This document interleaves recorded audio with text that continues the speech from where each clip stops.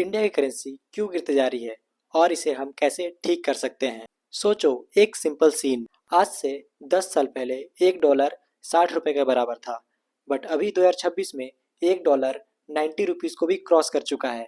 आखिरकार इसके पीछे का मेन रीज़न क्या है और क्या इंडिया की गवर्नमेंट इसे कंट्रोल कर सकती है या फिर नहीं। सवाल ये नहीं है कि डॉलर स्ट्रांग क्यों है, सवाल यहाँ पे ये है कि आखिरकार रुपया इतना वीक कैसे होते जा रहा है। और सबसे डेंजरस बात, इसका इम्पैक्ट सिर्फ गवर्नमेंट पर ही नहीं, तुम्हारी जॉब, सैलरी, पेट्रोल, एजुकेशन, यहाँ तक कि तुम्हारे फ्यूचर पर भी पड़ रहा है। इस वीडियो में हम सिंपल लैंग्वेज में समझने की कोशिश करेंगे इंडिया की करेंसी क्यों गिर रही है, इसके पीछे का मेन जिम्मेदार कौन है और ये इंडिया को रिवर्स कर सकता है या फिर नहीं। तो इस वीडियो को एंड तक देखना, क्योंकि ये वीडियो का लास्ट पॉइंट तुम्हारी सोच को बदल देगा। करेंसी के गिरने का मतलब क्या है? करेंसी के गिरने का मतलब यहाँ पे यह है कि ₹1 की कीमत पहले से भी कम होते जा रही है। पहले के टाइम पे, आज से 2014 की जब हम बात करें, जब हमारी गवर्नमेंट चेंज हुई थी, उस समय $1 60 का बराबर था और अभी $1 90 रुपीज के बराबर हो चुका है। मतलब पहले रुपया थोड़ा स्ट्रांग हुआ करता था और वो अब पहले के मुकाबले कमजोर हो गया है। इसका मतलब इम्पोर्ट महंगा,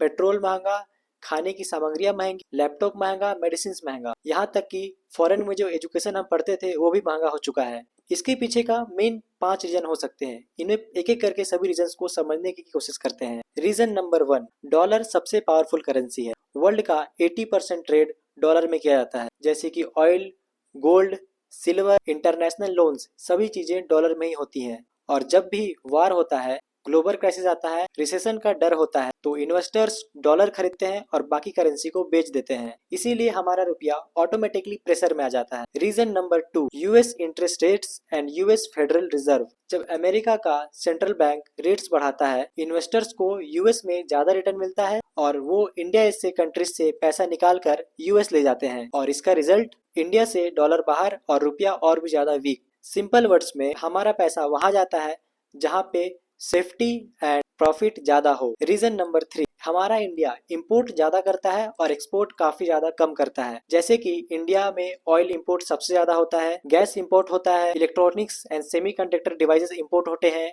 प्लास्टिक्स के सामान ज्यादा इंपोर्ट होते हैं, जो भी हम डिफेंस की लाइन में इक्विपमेंट्स या एसेसरीज यूज कर रहे हैं वो हम ज्यादा इंपोर्ट करते हैं। और जब भी हम इंपोर्ट ज्यादा करेंगे तो हमें डॉलर देना पड़ता है और रुपए को बेचना पड़ता है। इससे जो डॉलर है वो काफी ज्यादा स्ट्रांग होते जा रहा है और हमारा रुपया डॉलर के सामने धीरे धीरे वीक होता जा रहा है। Reason number 4, crude oil dependency. India में जो भी हम ऑयल यूज करते हैं, जैसे कि पेट्रोल, डीजल, इंडिया 85% ऑयल बाहर से एक्सपोर्ट करता है, जैसे कि Saudi Arabia, Dubai and other Russia ऐसे कंट्रीज इसमें शामिल हैं। इससे हमें ऑयल महंगा मिलता है और हमें ऑयल महंगा भी बेचना पड़ता है। जैसे कि अगर हमारा क्रूड ऑयल महंगा होगा तो पेट्रोल महंगा होता है, ट्रांसपोर्टेशन महंगा होता है, इन्फ्लेशन बढ़ता है और हर इंडिया के जो रुपी है उस करेंसी पे प्रेशर भी ज्यादा पड़ता है। इसलिए जब भी ऑयल की महंगाई बढ़ती है वर्ल्ड में, तो हमारा रुपया ऑटोमेटिकली डाउन की ओर चला जाता है। रीजन नंबर 5, फॉरेन इन्वेस्टर्स का ट्रस्ट। फॉरेन इन्वेस्टर्स जब भी इन्वेस्ट करते हैं किसी कंट्री में, तो वो कुछ चीजें हमेशा नोटिस करते हैं, जिसमें 3 चीजें हमें शामिल देखने को मिलती है। पहला हमारा होता है political stability, political clarity and किसी भी कंट्री का ग्रोथ स्पीड। और उनको लगता है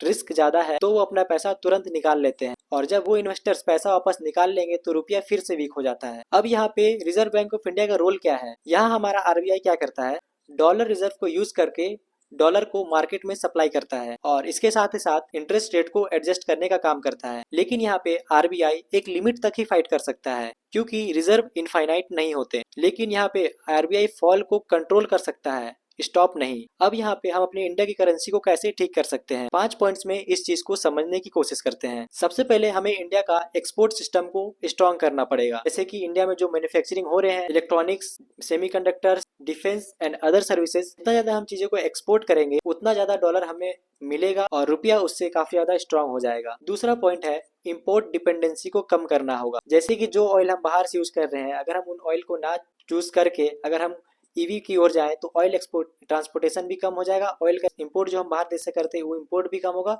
और हमें ज्यादा डॉलर भी पे नहीं करना पड़ेगा। इसके लिए हम इलेक्ट्रिक व्हीकल्स का यूज कर सकते हैं, क्योंकि अगर हम इंडिया में इलेक्ट्रिक व्हीकल्स को ज्यादा बढ़ावा देंगे तो जो ऑयल बाहर से इंपोर्ट किया जा रहा है तो गवर्नमेंट को वो ऑयल नहीं खरीदना पड़ेगा। थर्ड पॉइंट हमारा था मेड इन इंडिया।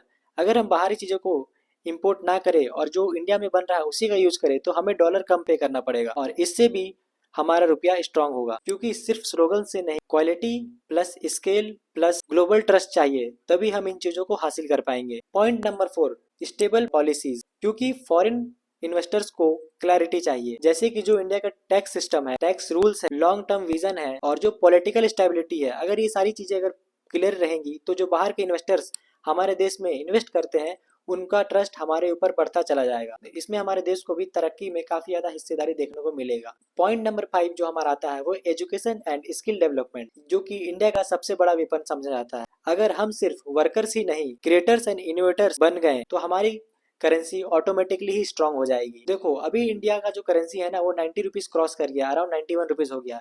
बट ये शॉर्ट टर्म में ही 80 या 75 नहीं आने वाला। लेकिन कहते हैं ना गिरना फेल नहीं होता है, गिर के अगर आप स्ट्रांग बन गए तो ये असल में एक रियल स्ट्रेटेजी है। अगर आपको लगता है कि करेंसी सिर्फ एक नोट है तो ये बिल्कुल गलत है। करेंसी एक नोट नहीं, कंट्री की स्ट्रेंथ का एक मिरर होता है और इंडिया का फ्यूचर पॉपुलेशन, टेक्नोलॉजी और मार्केट साइज तीनों पे डिपेंडेंट है। और अगर हमारे देश की गवर्नमेंट और हमारे देश के लोग अगर सही डायरेक्शन में चले तो हमारा रुपया भी डॉलर के मुकाबले रिस्पेक्ट में चला जाएगा। क्योंकि स्ट्रॉन्ग करेंसी सिर्फ एक स्लोगन नहीं, स्ट्रॉन्ग सिस्टम से बनती है। तो आई होप आप लोगों को वीडियो और ये कंटेंट समझ आया होगा, पसंद आया होगा। इसी तरह के वीडियोस के लिए प्लीज हमारे चैनल को लाइक और वीडियो को सब्सक्राइब करते जाना। तब तक मिलते हैं किसी नई वीडियो में किसी नई टॉपिक के साथ। जय हिंद, जय भारत।